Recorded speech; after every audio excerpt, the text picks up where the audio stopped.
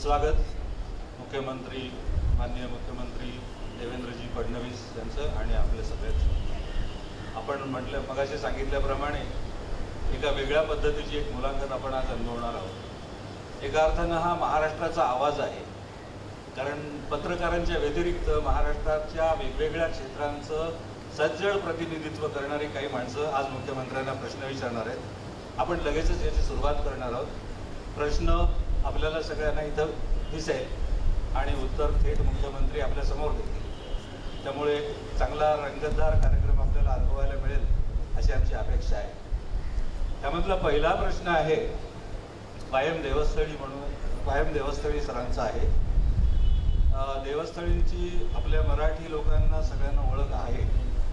L&T फायनान्सचे अध्यक्ष आहेत आणि मुख्य म्हणजे वेळोवेळी त्यांना त्यांचे सामाजिक भान आणि सामाजिक जाणीवा जिवंत असलेला एक अधिकारी, त्याचा अनुभव आपल्या प्रत्येकाला येत असतो नेहमी. मला वाटतं त्यांच्या प्रश्नातून ती जाणीव आपल्यालाही होईल. पहिला प्रश्न त्यांचा असेल, तो आपल्याला स्क्रीनवरती पाहायला मिळेल. महाराष्ट्र हे भारतातलं एक अग्रेसर राज्य आहे.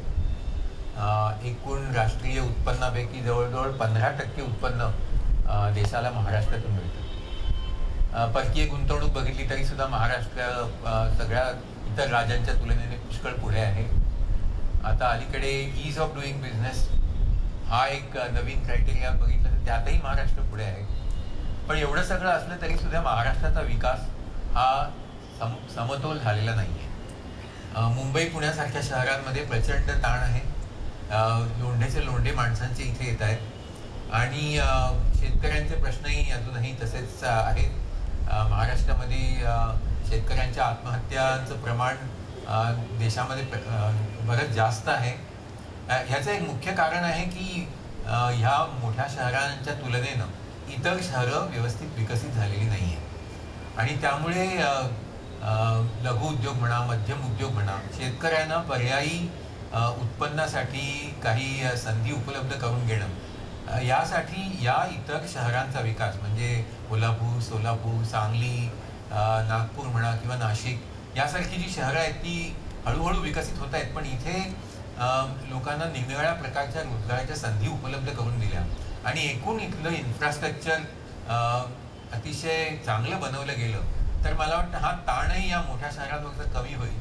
आणि दुसरा प्रश्न म्हणजे रोजगाराच्या संधी उपलब्ध केल्यामुळे रोजगाराचा प्रश्न खेडेगावातल्या लोकांसाठी बऱ्यापैकी सुटेल. तर या दृष्टीने महाराष्ट्र काय प्रयत्न करणार आहे की ही जी बाकीची शहरं आहेत त्यांचा विकास कसा करता येईल आणि एकूणच राज्याचा समतोल विकास या पुढच्या काही वर्षांमध्ये करण्यासंबंधी आपले काय विचार आहेत ते सांगितलं तर फार.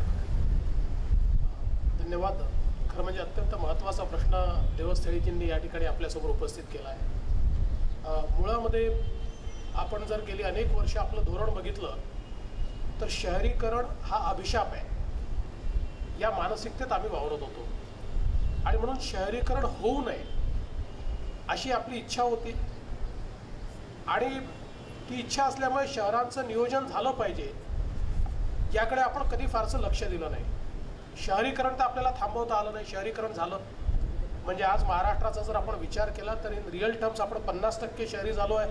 अगदी आपण लोकसंख्येचा आकडा बघितला तर तो 48% आहे आणि त्यामुळे मोठ्या प्रमाणात शहरीकरण आपल्याला थांबवता आलं नाही. पण ते शहरीकरण होत असताना त्या शहरीकरणाचं जे नियोजन आपण आपल्या शहरांमध्ये केलं पाहिजे ते नियोजन आपण करू शकलो नाही. त्यामुळे आपली शहरं जी आहे ही आपल्याला बकाल झालेली त्या ठिकाणी दिसतात. दुसरीकडे एक अजून सत्य जर आपण बघितलं तर देशाचा 65% GDP हा शहरांमध्ये तयार होतो. त्याच्यामुळे वस्तू आणि सेवांची निर्मिती शहरांमध्ये होते. त्यामुळे शहरांमध्ये ऑपॉर्च्युनिटीज जास्त आहे, एंटरटेनमेंट जास्त आहे आणि म्हणून त्याच्याकडे येण्याचा ओढा देखील लोकांचा जास्त आहे. आणि मग अशातच आपण जोपर्यंत शहरांचा नियोजनबद्ध विकास करणार नाही, मुंबईसारखी शहरं असतील, पुण्यासारखं शहर असेल, नागपूरसारखं शहर असेल, याला जोपर्यंत आम्ही सॅटेलाईट टाउनशिप्स तयार करणार नाहीत, याचा जो बाहेरचा भाग आहे त्याच्यामध्ये आम्ही नियोजन करणार नाही, तोपर्यंत या शहरीकरणाला आम्ही योग्य प्रकारे नियोजित करू शकणार नाही. आणि म्हणून हे सरकार आल्यानंतर सगळ्यात महत्त्वाचं काय तर शहरांचे विकास आराखडेच मंजूर होत नव्हते. आता मला सांगताना आनंद वाटतोय की जवळजवळ 70 विकास आराखडे इन्क्लुडिंग EP हे त्या ठिकाणी आम्ही मंजूर केलेले आहेत आणि यातले अनेक जे आहेत ते 8-8 वर्षापासून पडलेले आहेत.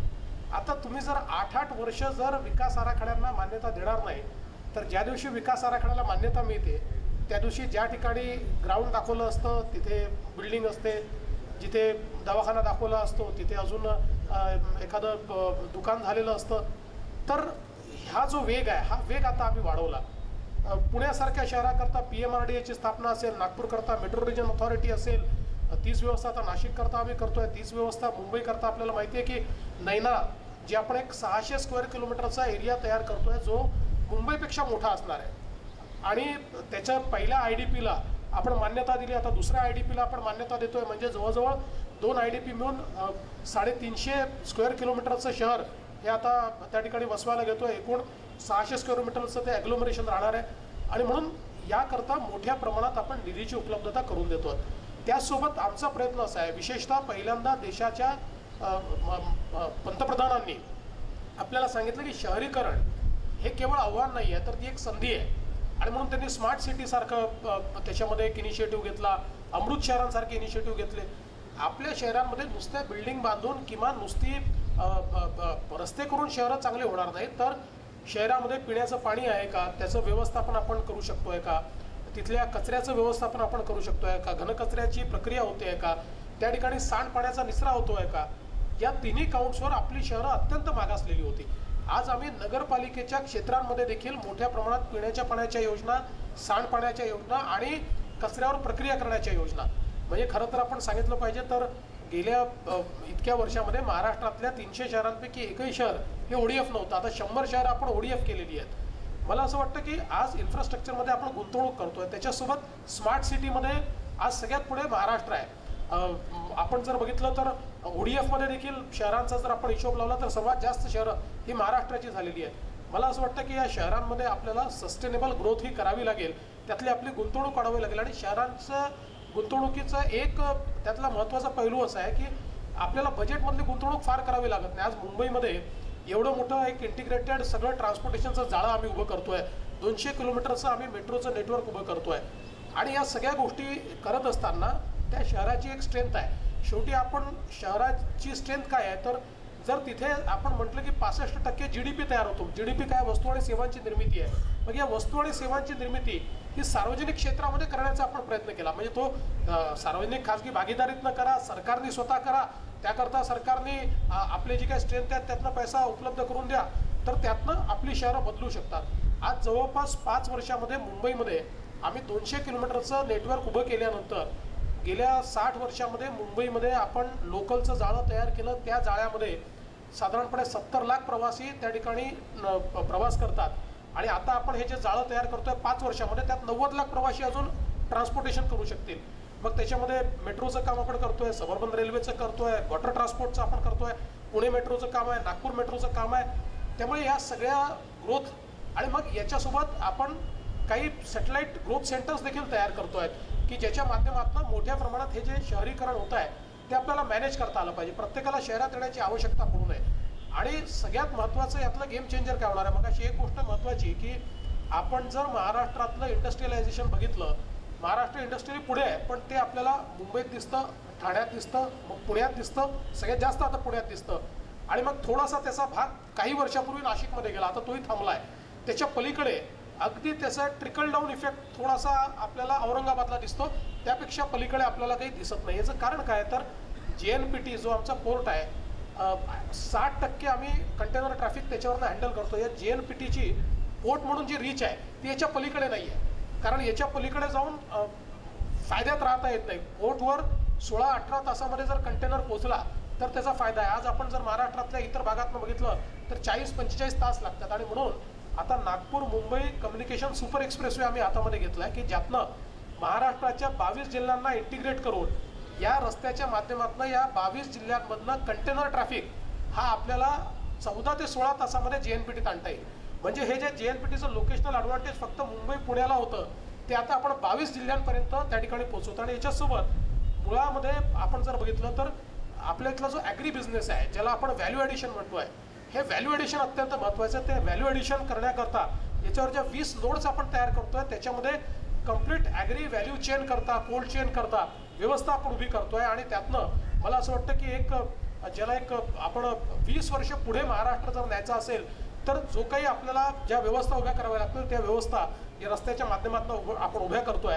आणि म्हणून मला असं वाटतं की गावांकडे लक्ष देणं, ग्रामीण भागाकडे लक्ष देणं हे आवश्यक आहेच, पण त्यासोबत शहरांचं नियोजन करून तिथे देखील गुंतवणूक करणं आवश्यक आहे. दोन्ही गोष्टीचा बॅलन्स साधण्याचा प्रयत्न आम्ही करतो. धन्यवाद सर. तर तुम्ही नियोजनाविषयी सांगितलं, विकासाचं नियोजन आणि जनतेच्या अपेक्षा यांची एक चांगली सांगड घातली जावी अशी जनतेची अपेक्षा असते. त्या दृष्टीनं हा पुढचा प्रश्न आहे. मला वाटतं तो तसा असेल. पर्यावरण तज्ज्ञ माधव गाडगे यांचा प्रश्न आहे. माधव गाडगे यांची सुद्धा आपल्या सगळ्यांना ओळख आहे. महाराष्ट्रावर त्यांचे खूप मोठे उपकार आहेत. पश्चिम घाटातल्या जैवविविधतेच्या संरक्षणासाठी त्यांनी बजावलेली भूमिका खूप मोठी आहे आणि हा प्रश्न जनतेच्या अपेक्षांशी निगडीत आहे. म्हणून पुढचा प्रश्न माधव गाडगे. माननीय मुख्यमंत्री फडणवीसजी, नुकतंच केंद्र शासनाने एक मोठं स्वागतार्ह पाऊल उचललं आहे. नॅशनल ॲडवायझरी काउन्सिलची सर्व कागदपत्र लोकांपुढे खुली करण्याचं. माहिती हक्क कायद्यात स्पष्ट म्हटलं आहे की लोकांच्या जिव्हाळ्याची सगळी माहिती शासनाने स्वयंप्रेरणेनेच खुली करत राहावी, म्हणजे लोकांना उगीच कायद्याचा वापर करण्याची जरुरीच भासणार नाही. पण आतापर्यंत असं काही केलं जात नाही. उलट लोकांना जिव्हाळ्याची माहिती खूपशी दडपूनच ठेवली जाते.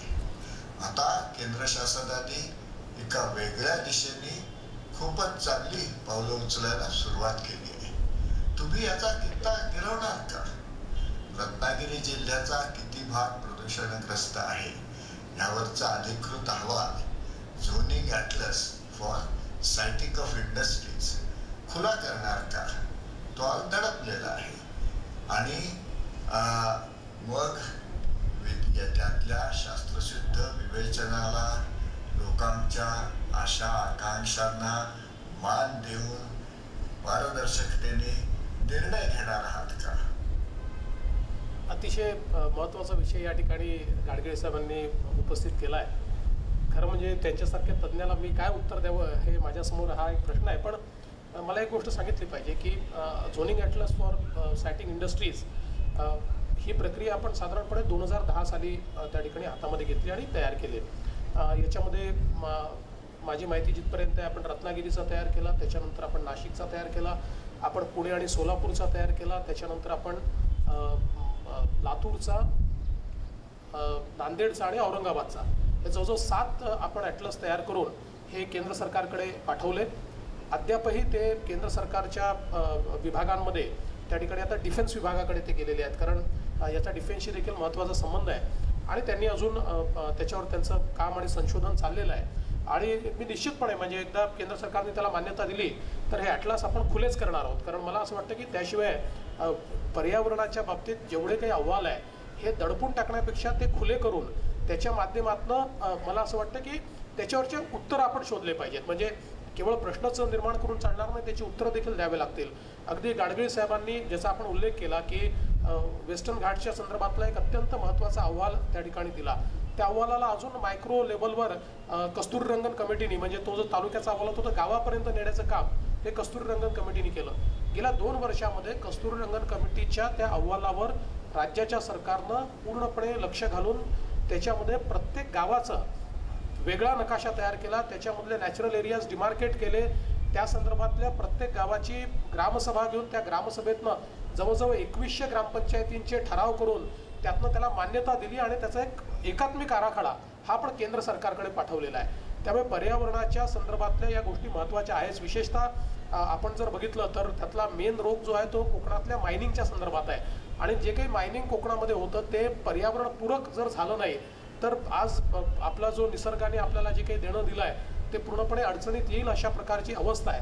आणि म्हणून त्या संदर्भात राज्य सरकार संवेदनशीलतेनं काम करत आहे. पण जोपर्यंत हा ॲटलास येत नाही तोपर्यंत देखील आज आपण वेगवेगळ्या प्रकारची प्राधिकरणं ही त्या ठिकाणी ठेवलेली आहेत. त्यामुळे वेगवेगळ्या इंडस्ट्रीजला कुठल्या प्रकारच्या पर्यावरणाचे त्या ठिकाणी मानकं आहेत त्याचं देखील आता आपण त्याची घोषणा केलेली आहे. आणि ॲटलास आल्यानंतर तर आपल्याजवळ एक रेडीमेड अशा प्रकारची ती माहिती असणार आहे, पण जोपर्यंत तो येत नाही तोपर्यंत प्रत्येक अशा प्रकारच्या इंडस्ट्रीला त्या ठिकाणी एन्व्हायरमेंट इम्पॅक्ट ॲनालिसिस करावा लागतो आणि ते बेस्ड ऑन दॅट ॲनालिसिस त्याच्या 3-4 वेगवेगळ्या कमिट्या आहेत, ज्या कमिट्यांसमोर जाऊन त्या एक्सपर्ट कमिट्यांनी त्याला मान्यता दिल्यानंतरच तशा प्रकारची इंडस्ट्री ही सुरू करता येते.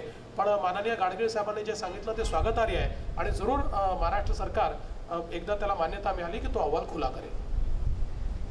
धन्यवाद सर. आपल्या देशाचं आणि महाराष्ट्राचं भवितव्य युवकांच्या हाती आहे, आपण बऱ्याच वेळा ऐकतो सुद्धा. म्हणजे विकासासाठी युवक शक्ती सशक्त करण्याची गरज आहे आणि ती सशक्त करण्यासाठी शिक्षण हा एक महत्त्वाचा मुद्दा आहे. डॉक्टर अनिल काकोडकरांचा प्रश्न याच्याशी संबंधित आहे. डॉक्टर अनिल काकोडकर अणु ऊर्जा आयोगाचे माजी अध्यक्ष आहेत आणि विज्ञान क्षेत्रातले गुरुतुल्य असं व्यक्तिमत्व आहे. मला वाटतं त्यांच्या प्रश्नातून राज्याची शिक्षण स्थिती आणखी एकूणच सगळ्या विकासाच्या ज्या ज्या वाटा आहेत त्यांची सांगड घालण्याचा एक प्रयत्न उघड होईल. डॉक्टर अनिल काकोडकर.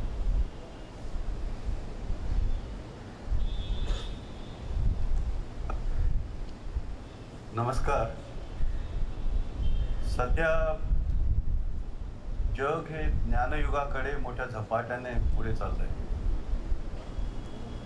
आणि नवीन तंत्रज्ञान आणि अर्थातच त्या योगे वाढणारं अर्थकारण हे दिवसेंदिवस ज्ञानावर अधिकाधिक आधारलेलं असणार हे निश्चित.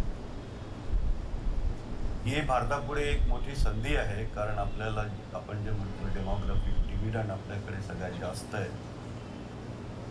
आणि त्या संधीचा जर उपयोग करायचा झाला तर आपल्याला आपल्या ह्युमन रिसोर्सची विशेषतः तरुण मंडळींची त्या दृष्टीने तयारी करणं हे अत्यंत आवश्यक आहे. शेतीप्रधान युगातून औद्योगिक क्रांतीकडे जग पुढे गेलं, औद्योगिक युगात जग शिरलं, तेव्हापासून भारताची अधोगती आर्थिकदृष्ट्या म्हणा किंवा इतर सुरू झाली आणि आता आपण नुकतेच त्याच्यातनं वर येऊ पाहतो. तेव्हा आपल्या इथे परकीय सत्ता होती, इतरही अनेक कारणं असू शकतील, पण मला असं वाटतं की शिक्षण हे त्यातलं सर्वात मोठं कारण किंवा त्याचा सगळ्यात मोठा घटक आहे.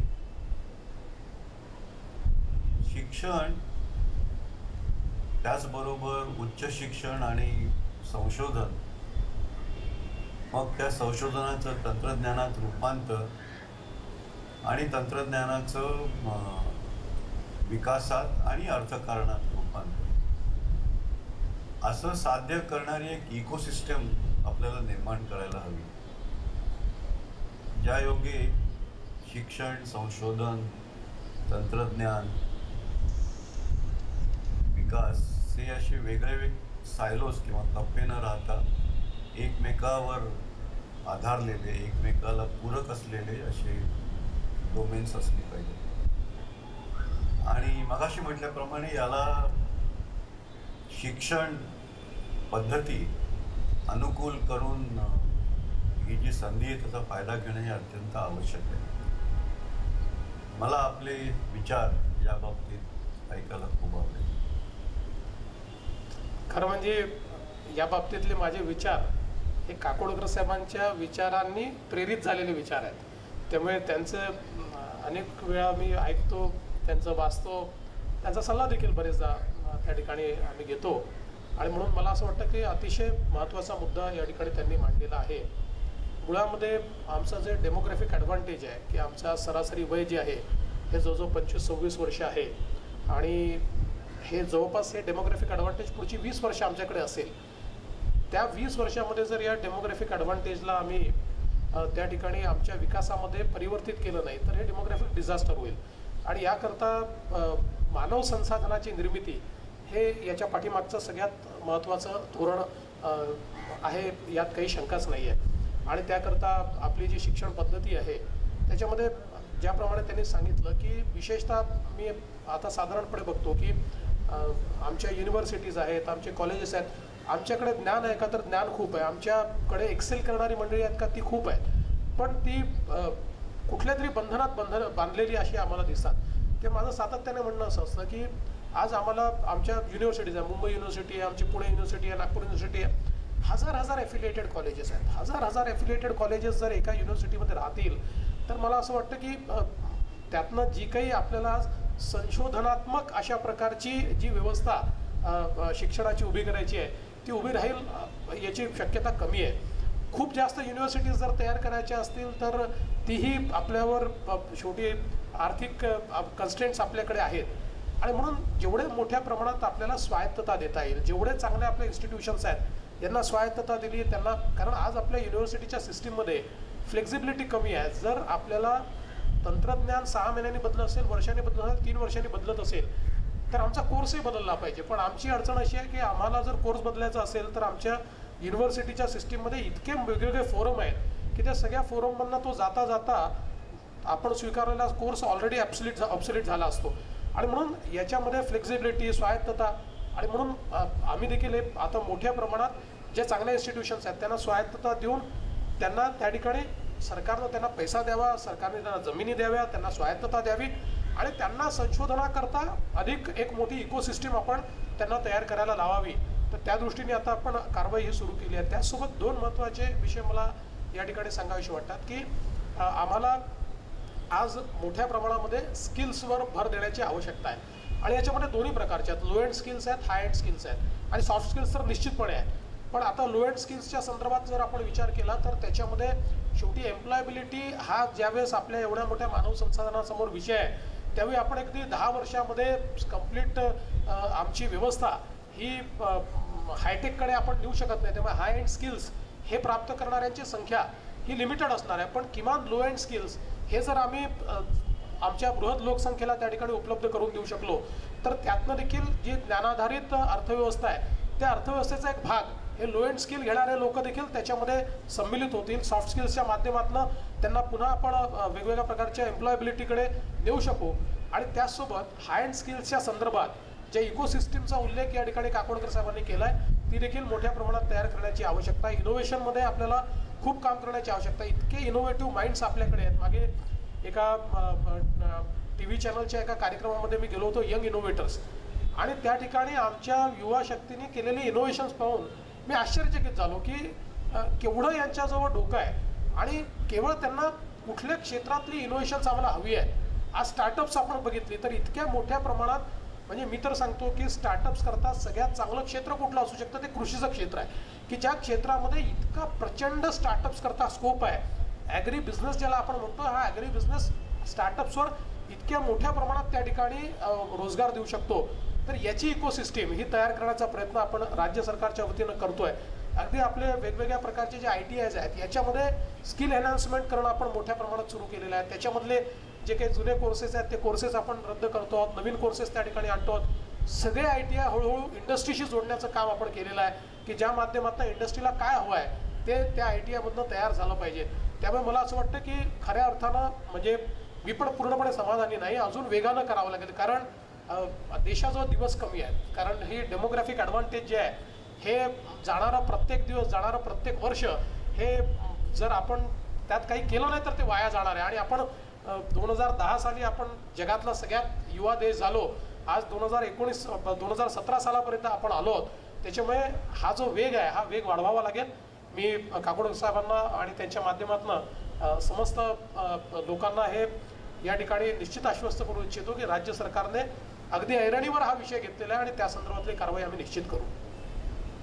धन्यवाद सर. पुढचा प्रश्न राष्ट्रवादी काँग्रेसच्या खासदार सुप्रिया सुळे यांचा आहे. पण हा प्रश्न राजकीय नाही आहे खरं म्हणजे, कारण गेली अनेक वर्षे आपल्याला हा प्रश्न भेडसावतोय आणि मुख्यमंत्र्यांकडून त्यांची नेमकी भूमिका जाणून घेणं आवश्यक आहे. सुप्रिया सुळे, खासदार सुप्रिया सुळे. नमस्कार. माझा प्रश्न असा आहे की 2014 ते 15 आणि 15 ते 16 याचा देशाचा जो क्राईम रिपोर्ट आला आहे त्याच्यात महाराष्ट्रात शेतकऱ्यांच्या ज्या आत्महत्या झाल्या आहेत तो रेकॉर्ड झाला आहे.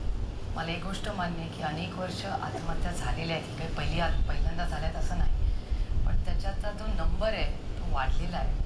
आणि माननीय मुख्यमंत्र्यांनी 3 दिवसापूर्वी एक विधान केलं होतं कर्जमाफी हा मार्ग नाही, पण ते दुसरे काही मार्ग काढून शेतकऱ्यांना मदत करणार आहेत. आणि हा सगळा आत्महत्यांचा जो रिपोर्ट आला आहे त्याचा निष्कर्ष असा आहे की या आत्महत्या कर्जामुळे झालेल्या आहेत, कर्जाचे पैसे त्यांना भरता आले नाहीत म्हणून झाले आहेत.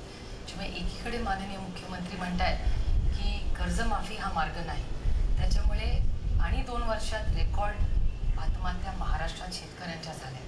तर हा प्रश्न आपण कसा सोडवणार आहात? आणि जर कर्जमाफी हा एक मार्ग नाही तर कुठला मार्ग आपण वापरणार आहात ज्याच्यातून आज अडचणीत आलेला महाराष्ट्रातला आणि देशाला शेतकरी ज्याला चांगला हमी भावही मिळत नाही आहे, तो आज त्याचा सगळा माल हा रस्त्यावर टाकतोय. त्यामुळे त्याला न्याय हे सरकार कधी मिळवून देणार? मी सुप्रियाताईंचे आभार मानतो की अतिशय महत्त्वाचा प्रश्न या ठिकाणी त्यांनी उपस्थित केला, ज्यातनं योग्य भूमिका ही समाजापुढे शेतकऱ्यांपुढे देखील गेली पाहिजे. मी वारंवार हे मांडलं आहे की कर्जमाफी हा एक उपाय आहे, पण तो अंतिम उपाय नाही आहे. हा उपाय योग्य वेळी जर अंमलात आणला तर त्या उपायाचा फायदा आहे, तो जर अयोग्य वेळी अंमलात आणला तर त्याचा फायदा नाही आहे.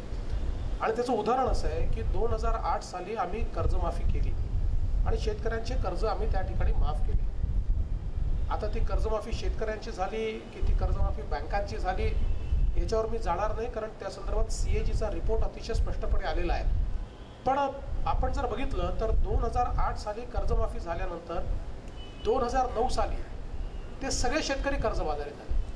आणि 2010 साल जर आपण बघितलं तर देशाच्या इतिहासामध्ये सर्वाधिक आत्महत्या महाराष्ट्रात जर कधी झाल्या असतील तर त्या 2010 साली झाल्या, 2012 साली झाल्या. म्हणजे कर्जमाफीनंतर जर हा रामबाण उपाय असता तर देशातल्या आत्महत्या, राज्यातल्या आत्महत्या या थांबल्या असत्या, त्या संपल्या असत्या. मुळामध्ये शेतीचं जे क्षेत्र आहे त्या क्षेत्रामध्ये कर्जमाफी तेव्हाच केली पाहिजे ज्यावेळी आम्ही, शेवटी कर्जमाफी कशा करता, त्याला क्रेडिट वर्दीनेस देण्याकरता, म्हणजे तो पुन्हा कर्ज घेऊ शकला पाहिजे याकरता कर्जमाफी आहे, त्याला आपण क्रेडिट वर्दी बनवण्याकरता. पण तो जर त्या ठिकाणी कर्ज परत करण्याच्या परिस्थितीतच येणार नसेल तर आज कर्जमाफी केले तर पुढच्या वर्षी पुन्हा तो कर्जबाजारी होणार आहे. आणि म्हणून यातलं महत्त्वाचं काय आहे तर त्या शेतकऱ्याला आपल्याला सक्षम करावं लागेल की तो कर्ज परत करू शकेल. आणि त्या दृष्टीने आज आमच्या शेतीच्या क्षेत्रातल्या अडचणी काय आहेत तर त्यातली महत्त्वाची अडचण अशी आहे, आम्ही 8-9 लाख कोटी रुपयाचं क्रॉप लोन देतो, पण शेतीतली आमची गुंतवणूक किती आहे? जोपर्यंत आम्ही शेतीच्या क्षेत्रात गुंतवणूक करणार नाही, क्रॉप लोन हे सिजनल लोन आहे, ते छोटं लोन आहे, त्यातनं तो बियाणं घेतोय, बाकी काय फर्टिलायझर घेतोय, त्याचा थोडासा उपयोग तो आपला वेजेस वगैरे देण्याकरता करतोय, यांनी होणार नाही. शेती शाश्वत करावी लागेल. शाश्वत करायची असेल तर शेतीच्या क्षेत्रामध्ये गुंतवणूक करावी लागेल, आपल्याला पाण्याची व्यवस्था करावी लागेल, विजेची व्यवस्था करावी लागेल, मायक्रो इरिगेशनची व्यवस्था करावी लागेल, आपल्याला मेकनायझेशनकडे जावं लागेल. या सगळ्या गोष्टीच्या गुंतवणुकीकरता शेतकऱ्याकडे पैसा कुठे आहे? राज्य किंवा केंद्र सरकार गेल्या अनेक वर्षामध्ये जर आपण बघितलं तर फारशी गुंतवणूक यात करत नाही.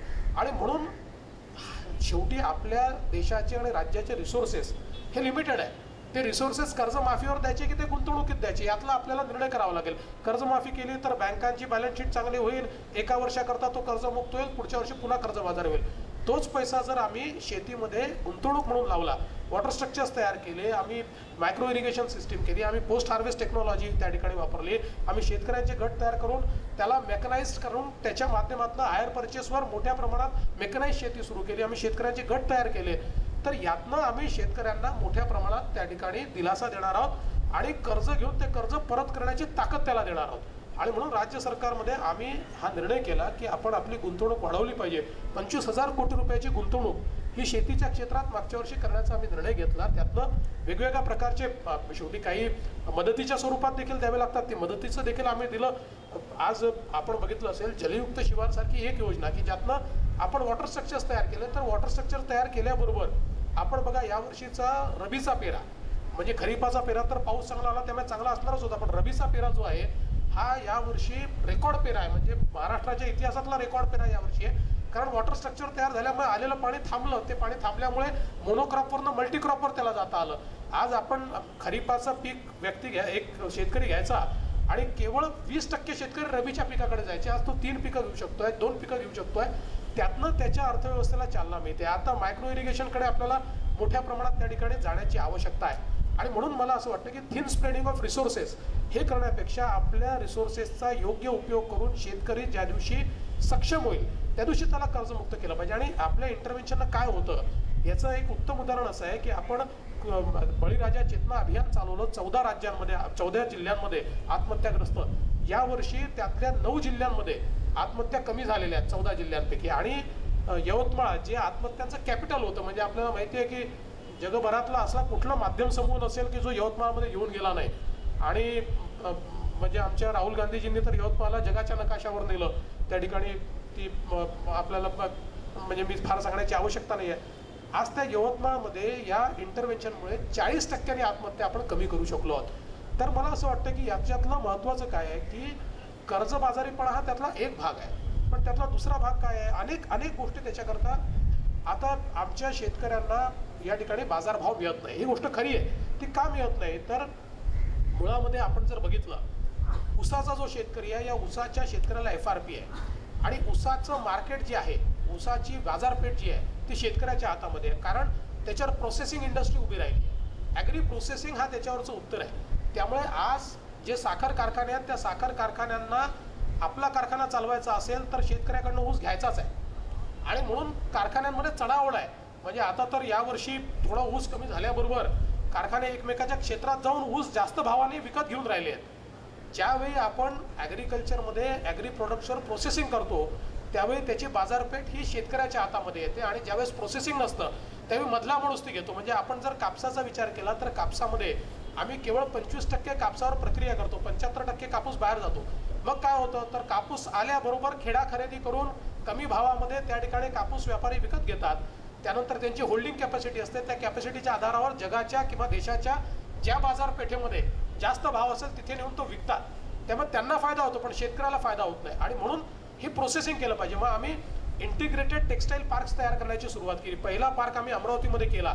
अमरावतीच्या ज्या नांदगाव पेठमध्ये 15 वर्षात एकही इंडस्ट्री नव्हती. आज तिथे 8 टेक्स्टाईल इंडस्ट्री आलेल्या आहेत, 18 टेक्स्टाईल इंडस्ट्री सुरू होत आहेत, रेमंड सारखी इंडस्ट्री सुरू होते. आणि व्हॅल्यू ॲडिशन म्हणजे जे पंतप्रधानांचं स्वप्न होतं की फ्रॉम फार्म टू फॅशन ते कम्प्लीट आम्ही त्या ठिकाणी करतोय. सगळ्या प्रकारचं व्हॅल्यू ॲडिशन त्या ठिकाणी करतोय. अशा कापूस तयार करणाऱ्या 18 जिल्ह्यांमध्ये इंटिग्रेटेड टेक्स्टाईल पार्क आम्ही तयार करतोय. वर्धेला होतोय, यवतमाळला होतोय, बुलढाणाला होतोय, नाशिकला होतोय, जळगावमध्ये होतोय. अशा सगळीकडे वेगवेगळ्या ठिकाणी आम्ही हे पार्क्स या ठिकाणी तयार करतोय. आता आपल्याला माहिती आहे आम्ही संत्र्यावर आधारित म्हणजे जो विशेषतः आपल्या अमरावती विभागामध्ये संत्रा होतं, या संत्र्याचे भाव हे सातत्याने कोसळायचे. ते का कोसळायचे तर कधी बांगलादेशमध्ये पूर आला तर संत्र्याला भाव नाही, कधी चेन्नईमध्ये पूर आला तर संत्र्याचे भाव कोसळायचे. त्याच्यावर प्रक्रिया नव्हती. आता ही प्रक्रिया करायची असेल तर नुसती प्रक्रिया करायला सरकार इन्व्हेस्ट करू शकते, पण जोपर्यंत ब्रँडिंग होणार नाही, जे प्रॉडक्ट आहे ते प्रॉडक्ट जर मार्केटमध्ये विकायची सरकारचा कॉम्पिटन्सच नसेल तर सरकार कसं विकणार आहे. मग त्याच्यावर आम्ही उपाय काढला आणि आम्ही आता जैन इरिगेशन आणि कोका कोला यांच्यासोबत परवाच मी त्याचं भूमिपूजन केलं आणि तो प्रकल्प आम्ही सुरू करतोय ज्याच्यामध्ये तिथल्या संत्र्यावर पूर्णपणे प्रक्रिया करणार आहोत. त्यासोबत त्या संत्र्याची व्हेरायटी आम्ही बदलतो आहोत आणि त्या माध्यमातून मोठ्या प्रमाणात उत्पादकता त्या ठिकाणी आम्ही वाढवतो आहोत. ही उत्पादकता वाढली तर शेतकऱ्यांना त्यातनं फायदा होणार आहे. म्हणजे आज तो जो पर्टिक्युलर जे ड्रिंक कोका कोला तयार करतात त्याचा 80% पल्प हे ते विदेशातनं आणतात. आता हा प्रकल्प सुरू झाल्यानंतर तो सगळा 80% पल्प हा अमरावती जिल्ह्यात तयार होईल आणि त्यातनं तिथल्या शेतकऱ्याला त्या ठिकाणी फायदा होईल. अशा प्रकारचं व्हॅल्यू ॲडिशन. आणि त्यातला तिसरा महत्त्वाचा मुद्दा काय तर तो आहे उत्पादकता वाढवणे. आज आपण बघितलं की कापसाचा विदर्भातला शेतकरी आत्महत्या करतो पण तो गुजरातमधला करत नाही, कारण जवळजवळ 2-2.25 पट ही त्यांची उत्पादकता आहे. आणि म्हणून उत्पादकता वाढवणं हा देखील एक यातला महत्त्वाचा टप्पा आहे जो आम्ही करतोय. आणि विदर्भ मराठवाड्याकरता आता वर्ल्ड बँकेसोबत आम्ही एक नानाजी देशमुख कृषी समृद्धी प्रकल्प घेतला आहे ज्याच्यामध्ये कंप्लीट इंटिग्रेटेड पद्धतीनं 5000 गावांमध्ये क्लस्टरच्या पद्धतीनं कृषीचा विकास करणार आहोत, ज्यामध्ये भूसुधार आहे, ज्याच्यामध्ये वॉटर स्ट्रक्चरची निर्मिती आहे, ज्याच्यात वॉटर यूज एफिशियन्सी आहे, ज्याच्यात पोस्ट हार्वेस्ट टेक्नॉलॉजी आहे, मार्केट लिंकेज आहे, क्रॉपिंग पॅटर्न आहे, असं कंप्लीट एंड टू एंड. कारण माझं अतिशय स्पष्ट मत आहे की समूह शेती लोकांना एकत्रित आणणं आणि शेतीत गुंतवणूक करणं यातनं शेती केवळ फायद्याची नाही तर शेती असा व्यवसाय तयार होईल की ज्याच्यामध्ये लोक चांगले बिझनेसमन त्या ठिकाणी येऊन इन्व्हेस्ट करतील. ही शेतीचं पोटेन्शियल आहे, त्याकरता त्यातलं इन्व्हेस्टमेंट वाढवणं हा त्यातला उपाय. आणि म्हणून मी सांगितलं की हे सगळं करून ज्या दिवशी शेतकऱ्याला तुम्ही सक्षम कराल त्या दिवशी त्याची कर्ज माफ करा, त्या दिवशी ती कर्जमाफी नसेल, ती कर्जमुक्ती असेल, कारण त्याच्यानंतर तो कधी कर्जबाजारी होणार नाही, त्या दिशेनं पाऊल उचलण्याचा प्रयत्न आमचा आहे. सर, हा प्रश्न खूप विस्तारानं सगळ्यांना आपल्याला या विषयावरती माहिती मिळणं आणि सरकारची भूमिका स्पष्ट होणं आवश्यकच होतं. विकासाची स्पर्धा तर देशात सगळीकडे चालू आहे. प्रत्येक राज्य विकासाच्या प्रत्येक टप्प्यावर स्वतःला पुढे असण्याची स्पर्धेत हे करत आहे. पण आपली सगळ्यांची अशी इच्छा आहे की महाराष्ट्र सगळ्यात पुढे असला पाहिजे. आणि आपण गेली काही वर्ष ऐकतोय की महाराष्ट्र पुढे आहे, सर्वात पुढे आहे, महाराष्ट्र माझा, या स्लोगनवरती निवडणुका लढलेल्या आहेत वेगवेगळ्या पक्षांनी. मला वाटतं की पुढचा प्रश्न जो आहे आदित्य बिर्ला समूहाचे मुख्य अर्थतज्ज्ञ अजित रानडेंचा, तो काहीशी अशीच चिंता व्यक्त करणारा आहे. अजित रानडे.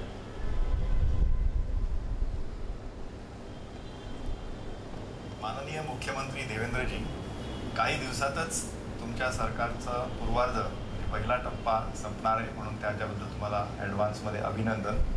आणि दुसऱ्या इनिंगमध्ये, दुसऱ्या टप्प्यात पण तुम्हाला भरघोस यश मिळावं म्हणून शुभेच्छा. मला तुम्हाला 2 प्रश्न विचारायचे आहेत. पहिला प्रश्न असा की 2006 साली पंतप्रधान मनमोहन सिंगनी मुंबईमध्ये असं जाहीर केलं होतं की मुंबई ही एक आंतरराष्ट्रीय वित्तीय केंद्र म्हणून त्याची स्थापना होणार आहे. आता त्या घोषणेला जवळजवळ 11 वर्ष झाली. आणि या काळामध्ये दुसरं एक शहर म्हणजे गांधीनगर गुजरातमधलं, त्यांनी आपल्या पुढे बरीच पावलं उचलून तिकडे गिफ्ट इंटरनॅशनल सिटी म्हणजे फायनान्स आणि टेक्नॉलॉजिकल सेंटर सुरू पण झालं. आणि दरम्यान मुंबईमध्ये अजून काही याची चिन्ह दिसत नाही.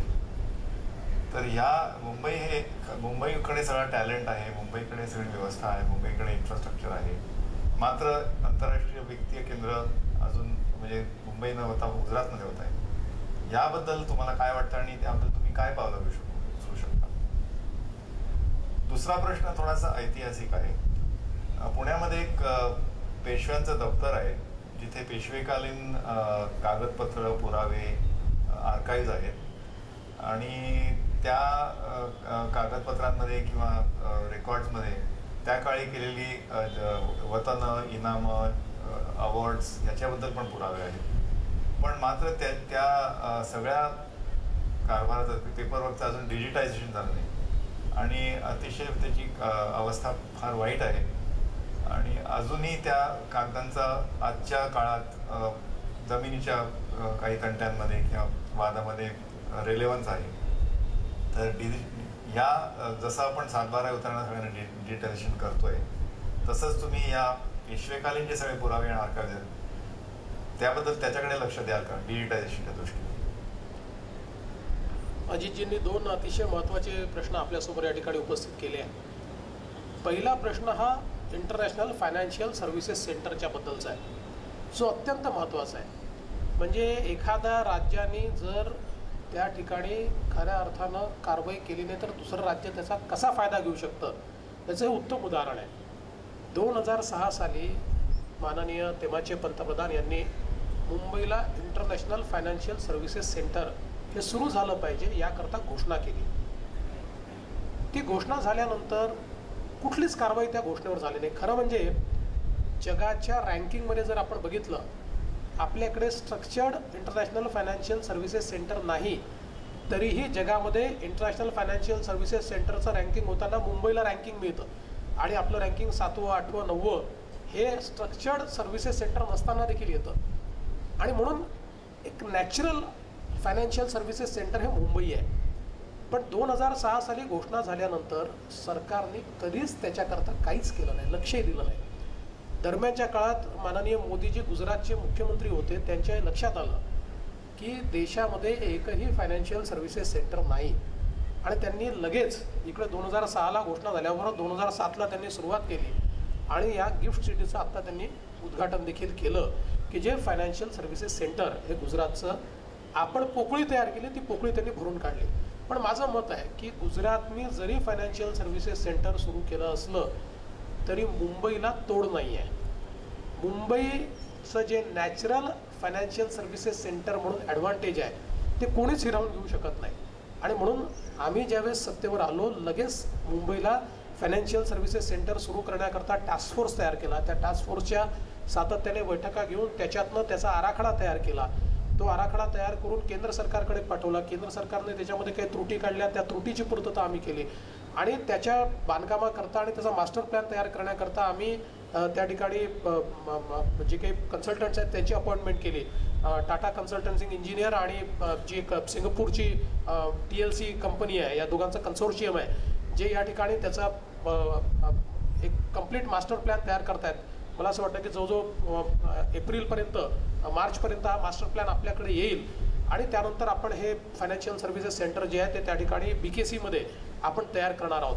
आणि खऱ्या अर्थानं मी सांगतो की मुंबईमध्ये इतकं प्रचंड पोटेन्शियल आहे की आत्तापर्यंत जर आपण हे फायनान्शियल सर्व्हिसेस सेंटर मुंबईला योग्य वेळी सुरू केलं असतं तर जगातला मोठा सगळा बिझनेस जो आहे हा मुंबईलाच आला असता. म्हणजे आपलं टाईम झोन, आपला क्लायमॅटिक झोन, या सगळ्या गोष्टी इतक्या नॅचरल आहे.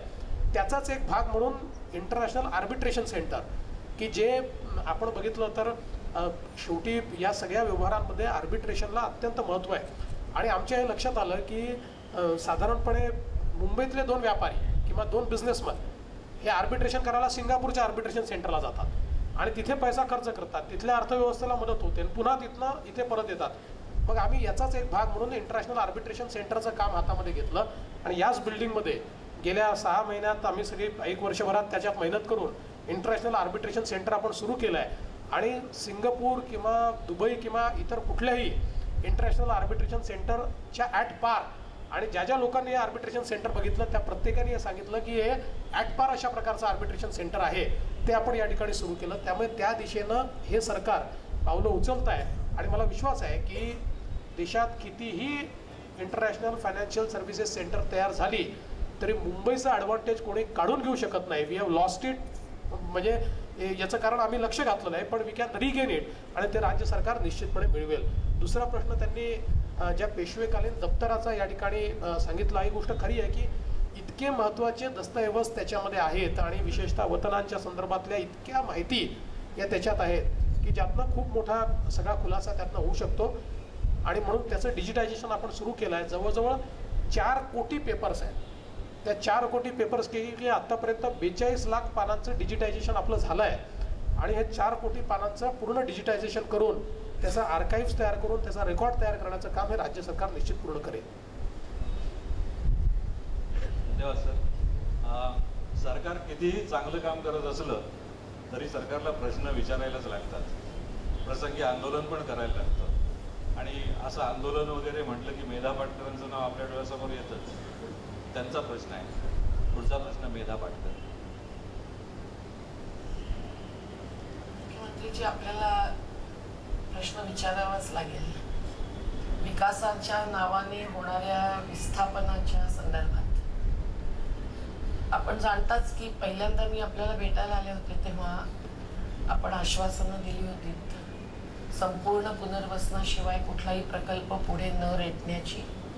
आणि त्याचबरोबर SRA सारख्या योजना, झोपडपट्टी पुनर्वसन योजना, ज्या बिल्डरशाहीच्याच बाजूच्या असतात त्याच्याबद्दल पर्याय उभा करण्याची.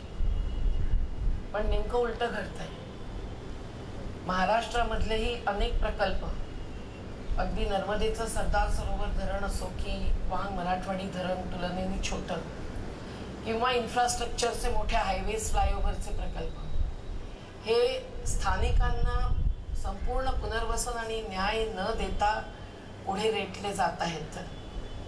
याबद्दल आपलं काय म्हणणं आहे हे विचारत असताना मला हेही नजरेला आणून द्यावंसं वाटतं की मुंबईतल्या शहरी गरिबांच्या बाबत विस्थापनाशिवाय विकास शक्यच नाही अशी भूमिका आपण घेतोय. 52% मुंबईची जनता ही गरीब वस्त्यांमध्ये राहणारी पण श्रमिक जनता आहे. मुंबई घडवणारी, वाढवणारी, साफ करणारी. त्यांच्या वस्त्या अजूनही शौचालयांशिवाय आहेत. पाणी सुद्धा मिळत नाहीये. रस्त्यांची गोष्टच सोडा. पण त्यांच्या जमिनी ज्या 9%च आहेत मुंबईच्या जमिनीचा हिस्सा, त्या बिल्डरला देऊन पुनर्वसनाचं आश्वासन इथे दिलं जातंय. आणि तेही पुनर्वसन पूर्ण न होता 10-10 वर्ष, 15 वर्ष लोक लटकत राहिलेत. मग असं का करू नये की प्रत्येक ठिकाणची शहरी किंवा ग्रामीण जनता ही ज्या ठिकाणी बसलेली आहे त्यांना उखडून न टाकता त्यांच्या सहभागाने त्यांच्या साधनांवर अगदी जमिनीवर सुद्धा पाण्याचं नियोजन असो की घरांचं नियोजन असो त्यांना सहकारी सोसायटीच्या मार्फत किंवा वस्ती आणि गाव सभा म्हणून सामील करून घेत न्याय देत तिथेच विकास व्हावा असा विकेंद्रित विकास तुमच्या मनात येतच नाही का? मुंबई केवळ उंच झाली म्हणजेच विकास झाला असा तुमचा नजरिया, अशी तुमची दृष्टी आहे का? विरोधी पक्ष नेते म्हणून आपली दृष्टी फार वेगळी दिसत होती, ती बदलली ती का? त्याचं उत्तर आम्हाला. कुणाचा प्रभाव दबाव आहे?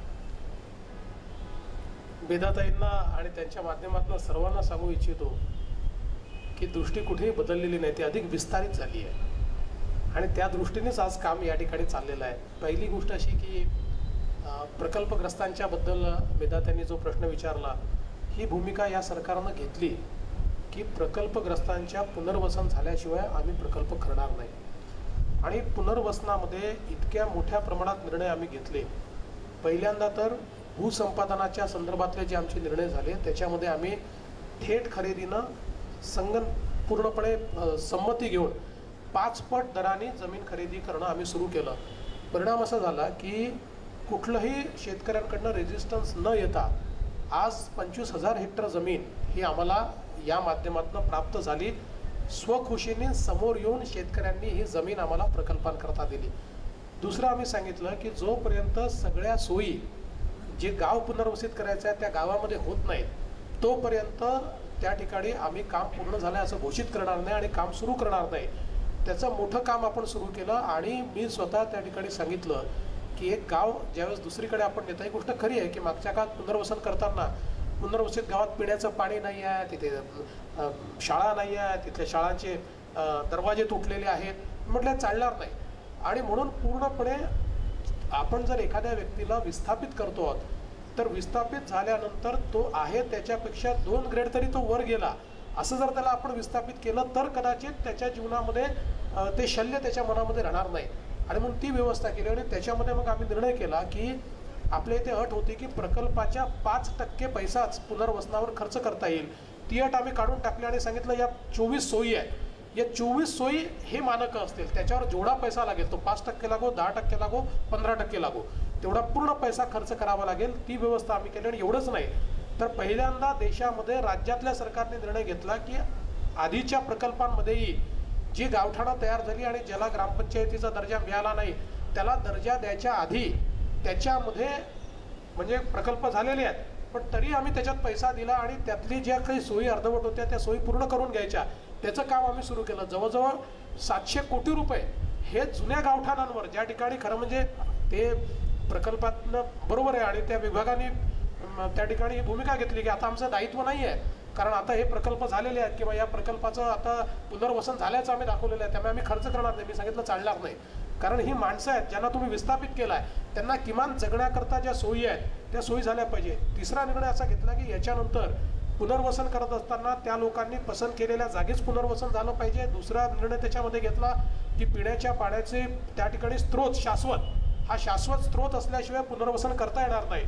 आणि सगळ्या व्यवस्था होऊन ग्रामपंचायत स्थापन होऊन ग्रामपंचायत ज्यावेळेस ठराव करेल की आमचं पुनर्वसन ज्या 24 सोयीप्रमाणे झालं आहे त्याचवेळी ते पुनर्वसन झालं असं मानलं जाईल. हे सगळे निर्णय केले आणि त्यातनं आपण जर बघितलं तर आता म्हणजे गोसेखुर्दच्या अंतर्गत काही आम्ही पुनर्वसन करतोय, काही अपर वर्धा लोअर वर्धाच्या अंतर्गत करतोय. अगदी आता धामक नावाचं एक गाव ज्याच्या पुनर्वसन गेली जवळपास 15 वर्ष रखडलेलं आहे. आता लोकांच्या संमतीनं आयडियल पुनर्वसन म्हणजे मला असं वाटतं की आयडियल पुनर्वसित गाव कुठलं हे पाहायला त्या धामकला आपल्याला जावं लागेल. अशा प्रकारचं त्याचं पुनर्वसन आम्ही सुरू केलेलं आहे.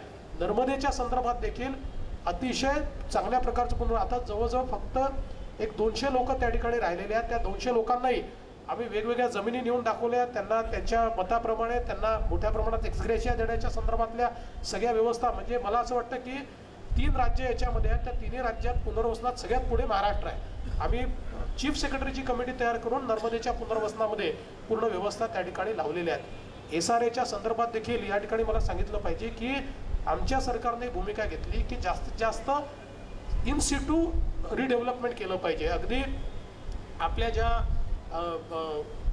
एअरपोर्टच्या झोपडपट्ट्या, त्या एअरपोर्टच्या झोपडपट्ट्याच्या संदर्भात जेवढं राजकारण झालं एवढं तर कशाच्याच संदर्भात झालं नाही. म्हणजे त्या संदर्भात पहिल्यांदा मी केंद्र सरकारला हे पटवून दिलं. मी त्यांना सांगितलं की एवढे 50-60 हजार लोक हे तुम्ही 20-25 किलोमीटर दूर घेऊन जाऊन त्या ठिकाणी त्यांचं पुनर्वसन कराल असं जर तुम्हाला वाटत असेल तर हे कधीच शक्य होणार नाही, कोणी ते करू देणार नाही, ते योग्यही नाही आहे. त्याच्यामुळे एअरपोर्टची जागा आपल्याला माहिती आहे ती किती जागा आहे, तेवढी जागा सोडून बाकी जागा ही सगळी जागा तुम्ही त्या ठिकाणी पुनर्वसनाला जर उपलब्ध करून दिली तर त्यातनं आम्ही तुम्हाला मोठी जागा ही एअरपोर्ट करता अधिकची उपलब्ध करून देऊ शकतो. आणि पहिल्यांदा केंद्रातल्या सरकारनं इन सिटू पुनर्वसनाकरता एअरपोर्टच्या झोपडपट्ट्यांना देखील मान्यता दिली.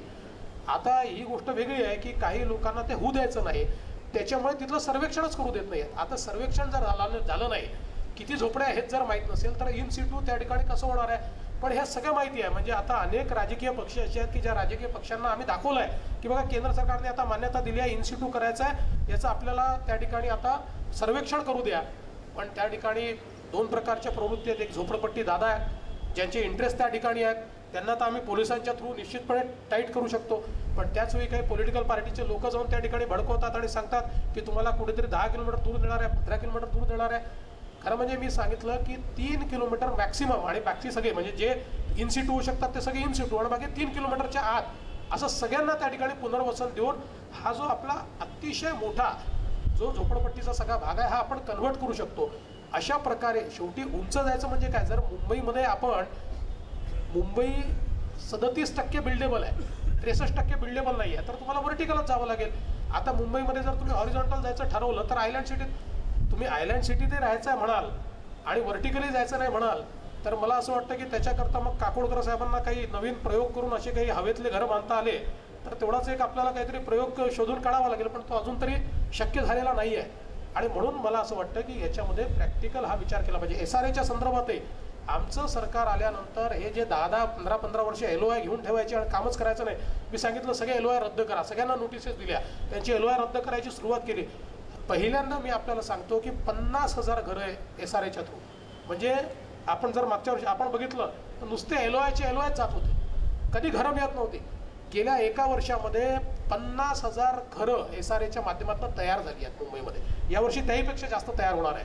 कारण आम्हाला या ठिकाणी हे नुसते LOIचं ट्रेडिंग बंद करायचं आहे. आणि मी तर हे ठरवलं आहे की आणि त्याचे आम्ही आदेशही दिलेले आहेत की LOIचं ट्रेडिंग जर त्या ठिकाणी दिसलं आणि तेवढ्या दिवसांमध्ये त्यांनी जर काम केलं नाही तर त्याच्यानंतर आपण शेवटी एखादा विकासक नेमतो, ते झोपडपट्टीचे लोक सांगतात, ते ठराव करतात. म्हणजे त्याच्यातलं पार्टिसिपेशन मी विधात्यांना सांगू इच्छितो की आपल्या व्यवस्थेतच आहे. हा जो काही तिथला बिल्डर आहे तो काही सरकारने निवडलेला नाही आहे, तो बिल्डर त्या झोपडपट्टी वासियांनी मतदानाने निवडलेला आहे. आणि तो बिल्डर त्या ठिकाणी जर काम करत नसेल तर आता मी ठरवलं आहे की हे जे ट्रेडिंग होतं मग दुसऱ्या बिल्डरने द्यायचं, तुम्हाला जास्ती पैसे देतो म्हणून अजून 30% लोकांची संमती घ्यायची आणि मग या दोघांनी भांडत राहायचं, हे आता मी खपवून घेणार नाही. आणि म्हणून ठरवलं आहे की एक चान्स आम्ही त्यांना देणार आणि त्यात त्यांनी केलं नाही तर त्या ठिकाणी थेट त्यांना रद्द करून त्या झोपडपट्टीचं आम्ही ऑप्शन करणार. म्हणजे त्या राईट्सचं ऑप्शन करून जो ऑप्शनमध्ये जास्तीत जास्त पैसे देणारा असेल त्याला त्या ठिकाणी येणार आणि त्या ठिकाणी त्याचं पुनर्वसन करायला लागणार आणि त्या ठिकाणी झोपडपट्टीवासियांना घरं SRAच्या माध्यमातून आम्ही देणार आहोत. त्यामुळे मला असं वाटतं की जे आम्ही यापूर्वी बोललो ते प्रत्यक्षात आम्ही आता करतो आहोत आणि त्याचा परिणाम आता जमिनीवर दिसतोय. थँक्यू. पुढचा प्रश्न थोडासा राजकीय आहे. आपले केंद्रीय सामाजिक न्याय मंत्री रामदासजी आठवले आलेलेही आहेत आणि त्यांचा प्रश्न आहे, ते न्याय मागतात. रामदासजी आठवले, रिपब्लिकन पक्षाला सत्ता मिळत नाही आहे. मला मिळाली, पण मला मिळाली याचा अर्थ माझ्या कार्यकर्त्यांना सत्ता मिळवणे असं नाही आहे. त्यामुळं आपण आमच्या पक्षाला आपण आश्वासन दिलं होतं की राज्यामध्ये एक मंत्रिपद आपल्याला मिळेल. पण आता आमच्याकडे MLC नसल्यामुळे अडचण आहे. तरीही आम्हाला एखाद मंत्रिपद या 5 वर्षात तरी मिळणार आहे की नाही. त्यानंतर सत्तेचा वाटा आम्ही 10% आपल्याला आपण ज्यावेळेला आम्ही सेना भाजपची फुटली त्यावेळेला भाजपसोबत ज्यावेळेला चर्चा झाली त्यामध्ये प्रदेश अध्यक्ष म्हणून आपण त्या ठिकाणी होतात आणि आपण आम्हाला ते लिहून दिलेलं आहे की तुम्हाला जर भाजप RPIचं सरकार आलं तर 10% सत्ता रिपब्लिकन पक्षाला मिळेल. तर नंतर मीच अंडरस्टँडिंग असं म्हणालो की जर भाजप आणि RPI सत्ता आली असेल तर 10%. परंतु आता शिवसेनेला सोबत घेतल्याशिवाय सरकार आपल्याला स्थापन करता आलं नाही म्हणून आम्हाला 5% त्याची सत्ता द्या, तर ते आपण मान्य केलेलं आहे. ती सत्ता लवकरात लवकर आपण महामंडळ करणार आहात की नाही. सामाजिक न्याय मंत्री देशाचे हे राजकीय न्याय या ठिकाणी मागून राहिले आहेत. पण खरं म्हणजे मी अगदी स्पष्टपणे सांगितलं पाहिजे की आमचे अतिशय महत्त्वाचे घटक हे रामदासजी आणि त्यांचा पक्ष आहेत आणि खरोखर त्यांनी आम्हाला अतिशय मनापासून या ठिकाणी साथ दिलेली आहे. त्याबद्दल आम्ही त्यांचे आभारी देखील आहोत. महाराष्ट्राच्या सत्तेमध्ये वाटा मिळाला पाहिजे ही जी काही त्यांची मागणी आहे ती निश्चितपणे आम्ही पूर्ण करणार आहोत. खरं म्हणजे मागच्या काळामध्ये आम्ही तो पूर्ण करायचा निर्णय करत होतो, पण त्यावेळी त्यांच्या पक्षातल्या सगळ्या कार्यकर्त्यांनी एकत्रित येऊन हा निर्णय केला की रामदासजी आधी मंत्री झाले पाहिजे, तोपर्यंत आम्ही पद स्वीकारणार नाही. म्हणजे हाही मला असं वाटतं की त्या पक्षातल्या कार्यकर्त्यांचा एक मोठा त्याग होता आणि त्यानुसार रामदासजींना खरं म्हणजे मोदीजींनी पहिल्याच वेळेस सांगितलं होतं की तुम्हाला मला मंत्रिमंडळात घ्यायचं आहे आणि त्या विस्तारामध्ये रामदासजींना मोदीजींनी मंत्रिमंडळामध्ये घेतलं. आता ज्यावेळेस आमचा विस्तार वगैरे होईल त्यावेळेस निश्चितपणे RPIला आम्ही त्याच्यामध्ये समावेश करूनच घेणार आहोत. RPIला आम्हाला सोबत घ्यायचंच आहे आणि महामंडळांच्या संदर्भातल्या वगैरे ज्या काही नेमणुका आहेत त्या आमच्या आता खरं तर आम्ही त्या स्टेजला पोचलो होतो ना आचारसंहिता लागली, पण या आचारसंहितेनंतर आम्ही महामंडळाच्या नेमणुका देखील करणार आहोत आणि त्यामध्ये देखील RPIला चांगला वाटा जो काही ठरला आहे त्याप्रमाणे हा निश्चितपणे दिला जाईल. RPI आणि विशेषतः आठवले साहेब हे आमच्या या युतीचे अत्यंत महत्त्वाचे घटक असल्यामुळे कुठल्याही प्रकारचा अन्याय हा त्यांच्यासोबत आम्ही होऊ देणार नाही हे आश्वासन या निमित्ताने मी देतो. ते देशाला सामाजिक न्याय देतील आणि आम्ही त्यांच्या पक्षाला राजकीय न्याय देऊ. तर अनुशेष हा शब्द गेली कित्येक वर्ष सगळे ऐकत आहेत आणि विकासाचं एका बाजूने चर्चा चालू असते, अनुशेषाची चर्चा त्याच्या बरोबरीने चालू आहे. आपल्याला माहिती की असे अनेक कायदे आहेत की जे हा जो असमतोल आहे हा दूर करण्यासाठी मदत करू शकते, पण ते कायदे कागदावर आहेत अशी काही जणांची चिंता आहे. अर्थतज्ञ प्रदीप आपटे यांची ही चिंता आहे ती त्यांनी व्यक्त केली आहे, कारण त्यांनी मराठवाडा वगैरेच्या अनुशेषाच्या प्रश्नावर विशेष अभ्यास केलेला आहे, त्याचा अभ्यास. तर हा प्रश्न त्या अनुषंगानं महत्त्वाचा आहे. आपल्याला सगळ्यांना तो मार्गदर्शक मुख्यमंत्र्यांचं उत्तर. प्रदीप आपटे.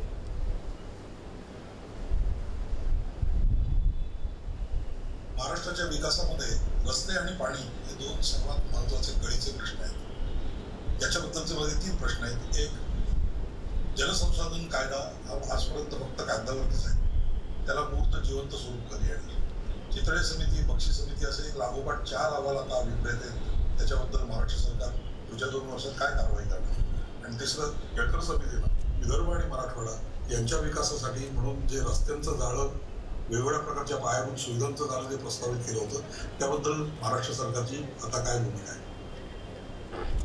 मला असं वाटतं अतिशय महत्त्वाचा प्रश्न या ठिकाणी विचारला गेला आहे. मुळामध्ये सिंचनाच्या क्षेत्रामध्ये आपण कायदे तयार केले, सत्तरित केले, पण त्याचे नियम तयार केले नाहीत. त्यामुळे आता त्या कायद्यांमधल्या अनेक गोष्टी ऑब्सोलीट झाल्या. त्या नियमांचं आपण कधी पालनच केलं नाही, कारण नियमच तयार झाले नाही. पहिल्यांदा आम्ही या ठिकाणी टास्क फोर्स तयार केला आणि त्या माध्यमातून त्या कायद्यांचं जे काही आवश्यक बदल आहेत ते बदल करून त्याचे नियम करायला सुरुवात केली. त्यातले अनेक बदल आपण केले. आपला जो जलसंपत्ती नियामक प्राधिकरण आहे त्या प्राधिकरणाचा विस्तार करण्याचं काम असेल की ज्या माध्यमातून तिथे आधी 1 अध्यक्ष आणि 2 तज्ज्ञ असायचे, त्याच्यामध्ये आता आपण 4 तज्ज्ञांची व्यवस्था करून अतिशय सक्षम अशा प्रकारचं त्यांना एक प्राधिकरण तयार करून दिलं. त्यासोबत वेगवेगळ्या कायद्यांमध्ये विविध बदल करून मग सिंचनाचं मापन कसं केलं पाहिजे, सिंचनाचं वेगवेगळ्या तरतुदी कशा केल्या पाहिजेत, या प्रत्येक गोष्टीच्या संदर्भातलं आपण काम त्या ठिकाणी सुरू केलं. विशेषतः चितळे समितीने 42 शिफारसी दिल्या होत्या, त्यापैकी 24 शिफारसींवरचं काम हे आता आपलं पूर्ण झालेलं आहे आणि त्या माध्यमातून उरलेल्या शिफारसींवर देखील आपण काम करतो आहोत. बक्षी समितीचा जो काही रिपोर्ट आहे त्या संदर्भात म्हणजे मला या ठिकाणी सांगितलं पाहिजे की आपण आपलं जे काही याच्या पाण्याच्या नियोजनाच्या संदर्भात आपण एक जलसमिती आपली कायद्यानुसार आपण तयार केली. 2004 साली कायदा झाला. 2004 सालापासून 2014 सालापर्यंत त्याची बैठकच झाली नाही. त्याची पहिली बैठक 10 वर्षानंतर मी मुख्यमंत्री, कारण मुख्यमंत्री त्याचा अध्यक्ष असतो, जल आयोग आपण म्हणतो, ती पहिली बैठक मी घेतली. त्या बैठकीमध्ये आम्ही निर्णय केला की आपल्या खोऱ्यांचा एकात्मिक जल आराखडा तयार केला पाहिजे आणि पहिला जल आराखडा, कारण आपल्या इथलं सगळ्यात मोठं खोरं हे गोदावरीचं खोरं आहे.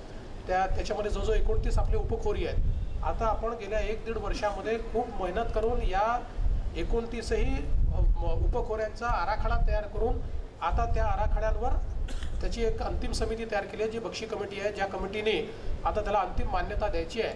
आणि ती मान्यता दिल्यानंतर मला असं वाटतं की देशातलं पहिलं राज्य असेल की ज्याच्यामध्ये इतक्या मोठ्या खोऱ्याचं आणि उपखोऱ्यांचं एकात्मिक अशा प्रकारचं प्लॅनिंग आपण त्या ठिकाणी केलं आहे.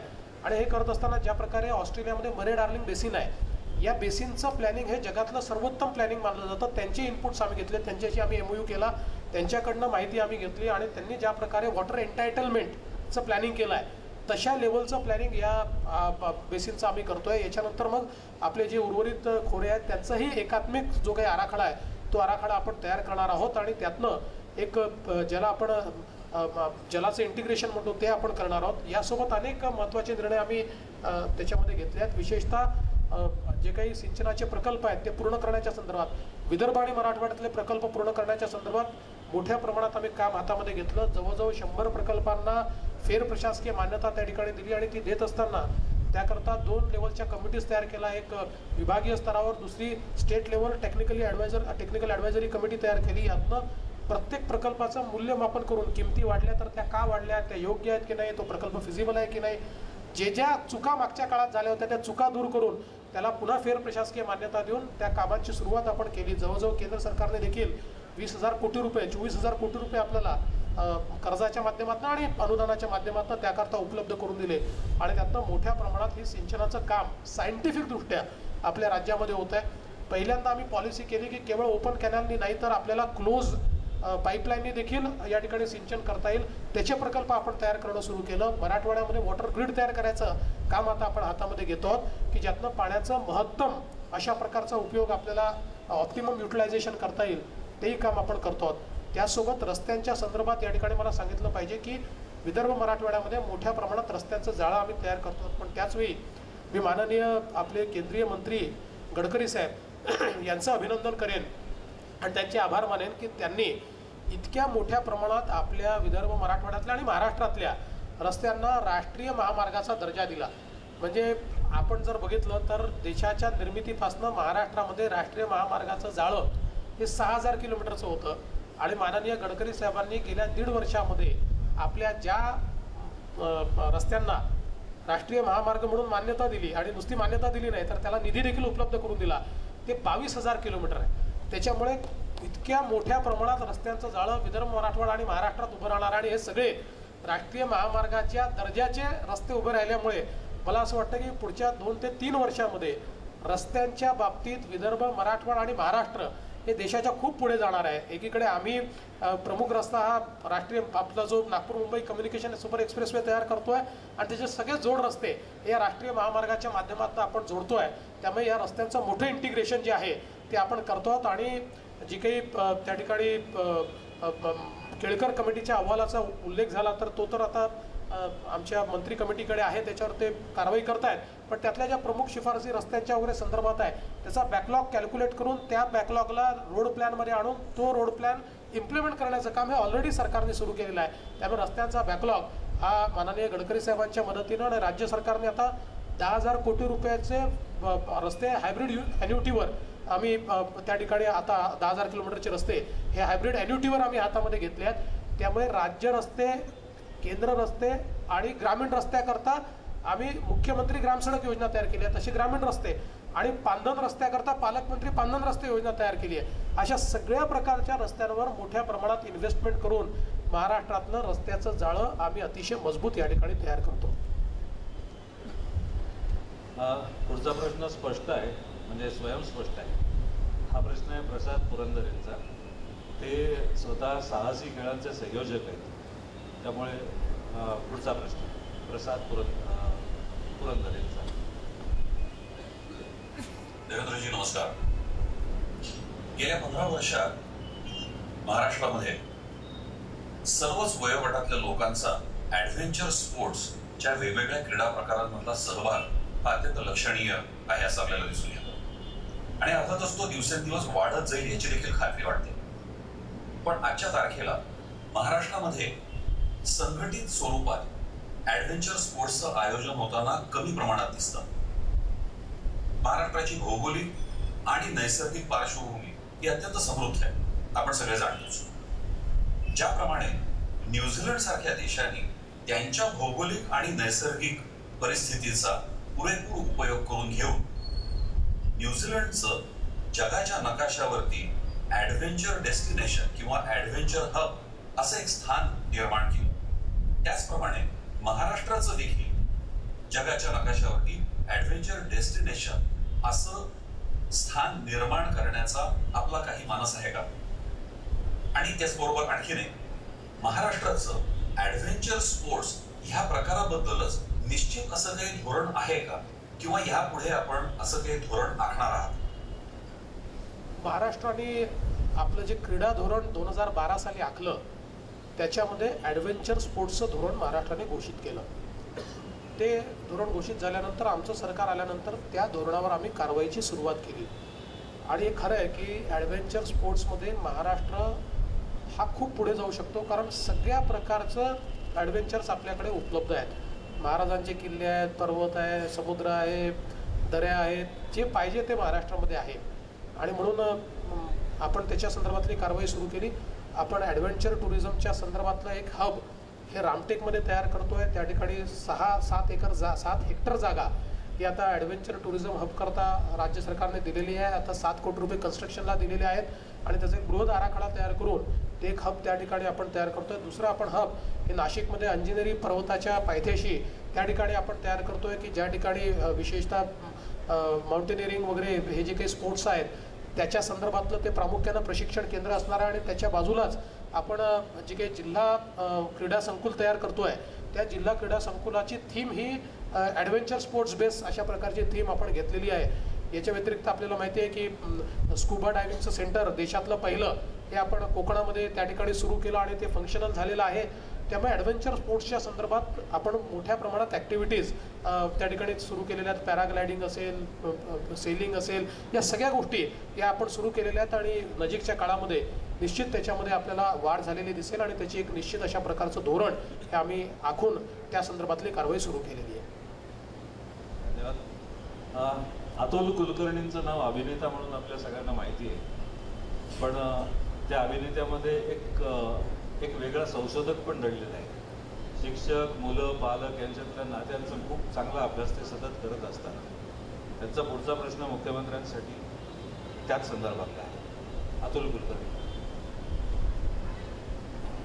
नमस्कार सर, मी अतुल कुलकर्णी. माझा जो हा प्रश्न आहे तो आमचे काही शैक्षणिक क्षेत्रामध्ये काम करणारी आमची मंडळी आहेत त्यांच्या वतीनं हा प्रश्न आहे. सध्या जलद प्रगत शैक्षणिक महाराष्ट्र असा एक कार्यक्रम राबवला जातोय आणि त्याच्यामध्ये शिक्षकांना आपण म्हणून एक टार्गेट दिलं गेलेलं आहे की ठराविक कालमर्यादेमध्ये विद्यार्थ्यांनी प्रगत झालं पाहिजे. ज्या रचनावादाच्या सिद्धांतावरती मुलं प्रगत झाली पाहिजे असं म्हटलं जातं, त्याचं एक महत्वाचं तत्व असं आहे की प्रत्येक मूल हे स्वतःच्या गतीनं ज्ञानाची रचना करतो. एकीकडे स्वतःच्या गतीनं ज्ञानाची रचना मूल करतं असं तत्व आणि त्याच्यावरती आधारित मुलांना प्रगत व्हावं यासाठी दिलं गेलेलं एक ठराविक टार्गेट. तर ह्या दोन्हीमध्ये तुम्हाला कुठेतरी आंतरविरोध वाटतो का? आणि जर तो आंतरविरोध वाटत असेल तर आपण त्याचं काय करूया, आणि जर वाटत नसेल तर का? धन्यवाद. अतिशय चांगला प्रश्न अतुलजींनी या ठिकाणी विचारला. खरं म्हणजे गेले अनेक वर्ष ज्यावेळेस महाराष्ट्राची आर्थिक पाहणी मी उचलून बघायचो त्यावेळी मला अतिशय वाईट वाटायचं की शिक्षणाच्या क्षेत्रामध्ये महाराष्ट्राचा क्रमांक कितवा, तो कधी 16वा, कधी 15वा, कधी 14वा, कधी 13वा. त्याच्या पलीकडे महाराष्ट्राचा क्रमांक कधीच खाली येत नव्हता. आणि म्हणून महाराष्ट्र पुरोगामी आहे, तो प्रगत आहे, तो इंडस्ट्रियलाइज्ड आहे, ह्या सगळ्या गोष्टी असताना शिक्षणात आम्ही इतके खाली का, हा प्रश्न आम्हाला भेडसावायचा. आणि म्हणून ज्यावेळी शिक्षण क्षेत्राचे KRA आम्ही तयार केले त्यावेळी आम्ही त्याच्यामध्ये लर्निंग आउटकम हा एक महत्त्वाचा की रिझल्ट एरिया ठेवला. आणि त्याच्यामध्ये कारण शेवटी 5वीतल्या 60% मुलांना तिसरीचं पुस्तक वाचता येत नाही, तिसरीतल्या 60% मुलांना पहिलीचं पुस्तक वाचता येत नाही. मग त्या शिक्षणाचा उपयोग काय आहे? आणि म्हणून लर्निंग आउटकम 100% झालं पाहिजे याकरता 2 प्रकारचे इंटरव्हेन्शन्स आम्ही सुरू केले. एक मगाशी ज्याचा उल्लेख केला रचनावादाच्यावर आधारित अशा प्रकारचा अभ्यासक्रम आणि चाचण्या आम्ही तयार केल्या आणि त्याच्यासोबत शाळा डिजिटल करायचं आम्ही काम सुरू केलं. जवळजवळ 25,000 शाळा आम्ही डिजिटल केल्या. त्या माध्यमातून आज परिस्थिती अशी आहे की 17,000 शाळा अशा आहेत की ज्याचा हा लर्निंग आउटकम 100% झाला, 100% झाला. आणि हे 100% झाल्यानंतर या 17,000 शाळांमध्ये 100% लर्निंग आउटकम झाल्याबरोबर 13व्या क्रमांकावरनं महाराष्ट्र 3ऱ्या क्रमांकावर आला. आता देशात आपला क्रमांक 3रा आहे. आणि म्हणून मग आम्ही आता यावर्षी असं ठरवलं की 17,000वरनं 33,000वर जायचं आहे. आता अतुलजी म्हणतात ते खरं आहे, त्याला काही जलद प्रगत शैक्षणिक महाराष्ट्र आम्ही नाव दिलं नाही, ते त्यांनी दिलेलं नाव आहे. आमच्या याचं नाव हे प्रगत शैक्षणिक महाराष्ट्र अभियान आहे. पण शेवटी सरकारमध्ये टार्गेट द्यावीच लागतात. आपल्याला माहिती आहे की जसं डोंबाऱ्याच्या खेळामध्ये जर ते डफरं वाजलं नाही तर तसं ते डोंबारेन त्या दोऱ्यावर चालू शकत नाही. जर तुम्ही डबडं वाजवलं नाही, डफरं वाजवलं नाही, तिला म्हटलं चालतं ते चालू शकत नाही. तसं आम्ही सरकारी लोक असतो, टार्गेट दिलं नाही तर आम्ही कामच करू शकत नाही. त्याच्यामुळे काही थोडंसं आमच्यातला जो सरकारीपणा जिवंत आहे तो जिवंतपणा ठेवण्याकरता आम्ही असं ठरवलं की 66,000 शाळा आहे. मग या वर्षाच्या शेवटीपर्यंत 33,000 शाळा, म्हणजे 17,000 झालेल्या आहेत, अजून 17,000 शाळा, असं 33,000 शाळांपर्यंत आपण या दुसऱ्या वर्षात आपण पोचलं पाहिजे. हे टार्गेट आम्ही निश्चितपणे दिलं. पण मला आनंद वाटतो की टार्गेट दिल्यावर इतक्या वेगवेगळ्या प्रकारचे इंटरव्हेन्शन शिक्षकांनी सुरू केले. 45,000 शिक्षकांनी आपल्याला टेक सॅव्ही घोषित केलं आणि त्या टेक्नॉलॉजीचा उपयोग करायला लागले. आज ऑफलाईन ऑनलाईन आमच्या शाळा त्या ठिकाणी डिजिटल झाल्याबरोबर त्यातली ज्ञानाची दारं खुली होऊन गेली आणि त्यातनं इतक्या मोठ्या प्रमाणात हे लर्निंग आउटकम आणि वेगवेगळ्या प्रकारच्या पद्धतीचा उपयोग, त्याचा फायदा काय आहे तर आपल्याला माहिती आहे की आपण अनेक वर्ष ऐकत होतो की जिल्हा परिषदेच्या शाळेतनं पोरांनी TC काढली आणि खाजगी प्राथमिक शाळेमध्ये ते किंवा इंग्रजी शाळेमध्ये ते गेले. हे म्हणजे शाळांना पटसंख्या कमी झाली, शासकीय शाळांमध्ये कोणी जात नाही, हे आपण पाहत होतो. पहिलं वर्ष असं आहे की खाजगी इंग्रजी माध्यमाच्या शाळेतनं 15,000 मुलांनी TC काढून जिल्हा परिषदेच्या शाळेमध्ये मराठी शाळेमध्ये त्या ठिकाणी प्रवेश घेतला. मला असं वाटतं की याच्यामध्ये खरं याचं यश आहे. आणि म्हणून अतुलजींनी जे सांगितलं आहे, आम्हाला खूप घाई नाही आहे, पण शेवटी काहीतरी टार्गेट ठेवावे लागतात म्हणून ते टार्गेट ठेवलेलं आहे. रचनावादाचा जो सिद्धांत आहे की प्रत्येक मुलांनी शिकलं पाहिजे, आपल्या गतीनं शिकलं पाहिजे, त्या सिद्धांतावरच आम्ही काम करतो आहोत. आणि हे सगळं सांगत असताना अजून एक गोष्ट मला सांगितली पाहिजे की 3,000 शाळा राज्यातल्या जिल्हा परिषदेच्या सरकारी शाळा यांनी ISO 9001 मिळवलं आणि अजून 5,000 शाळा त्याच्याकरता आता प्रयत्न करत आहेत. त्यामुळे शिक्षणाच्या क्षेत्रामध्ये आमूलाग्र बदल. आणि हा परिणाम इतका असतो की आम्ही ज्यावेळेस ऑनलाईन डिजिटल शाळा तयार केल्या, मागे सिस्कोचे चेअरमन या ठिकाणी आले होते, त्यांच्यासोबत ताज हॉटेलमध्ये आम्ही कार्यक्रम केला. ताज हॉटेलमधनं 808 किलोमीटर दूर नागपूरमधल्या फेटरीच्या गावामध्ये आम्ही त्या ठिकाणी थेट शाळेला जोडलं आणि त्यांनी त्या ठिकाणून प्रश्न विचारला इंग्रजीमध्ये आणि त्या फेटरीच्या शाळेतल्या मुलांनी इंग्रजीमध्ये त्यांना उत्तर दिलं.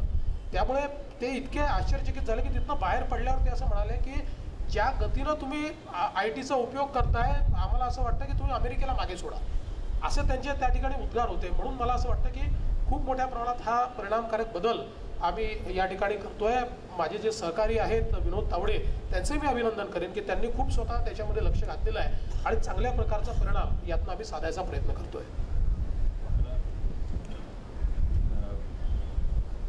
मराठीमध्ये तप याला खूप महत्त्व असतं. डझन, तप, 12, 10 प्रश्न झालेत. 2 आता इतरांच्या सगळ्यांच्या वतीनं मी विचारू इच्छितो. पुण्यामध्ये एका कलाकाराची मुलाखत झाली त्याच्या 60 निमित्तानं आणि त्या कलाकाराची कलाक्षेत्रातला जो त्याचा प्रवेश होता तो बाल कलाकार म्हणून झालेला होता आणि ती मुलाखत खूप छान झाली. मुलाखत संपल्यानंतर निघता आता पुण्यात मुलाखत तर बाल कलाकार म्हणजे तुम्ही कल्पना करा काय कशी गंमत असू शकेल. तर निघता एक माणूस आला आणि म्हणाला एक प्रश्न विचारू का.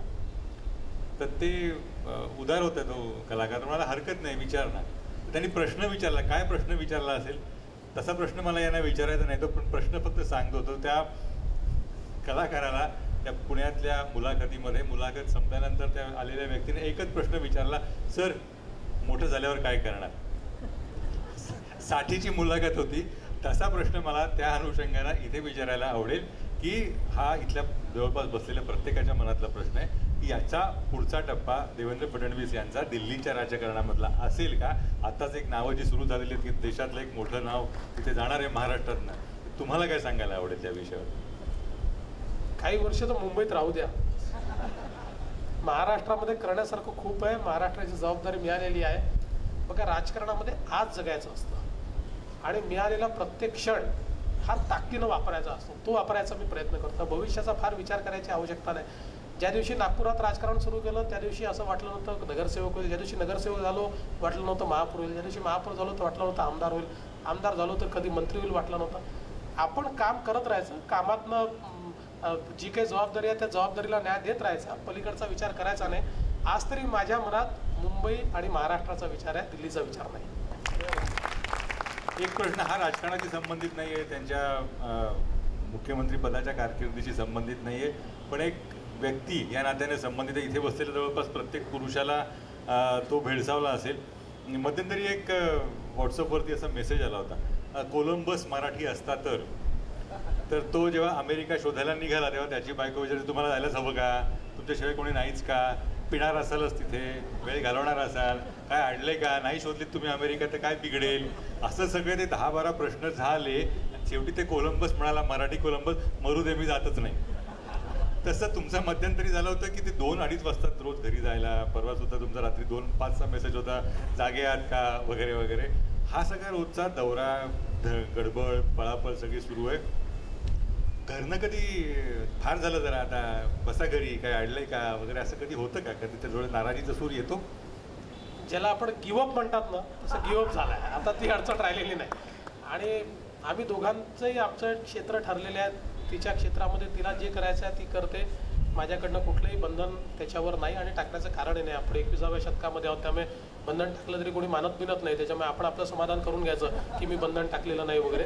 त्याच्यामुळे तिला जे करायचं आहे ते ती करते, मला जे करायचं आहे मी करतो. हे खरं आहे की थोडासा म्हणजे शेवटी या सगळ्या वेळेच्या गणितामध्ये थोडासा अन्याय होतोच, पण तो आता शेवटी आपण जे काम हातात घेतलं आहे त्यामुळे तो अन्याय दोघांनाही सहन करावा लागतो, तो आम्ही करतो. पण सगळ्यात जास्त अन्याय पोरीवर होतो, ती देखील सहन करते, ही आनंदाची गोष्ट आहे.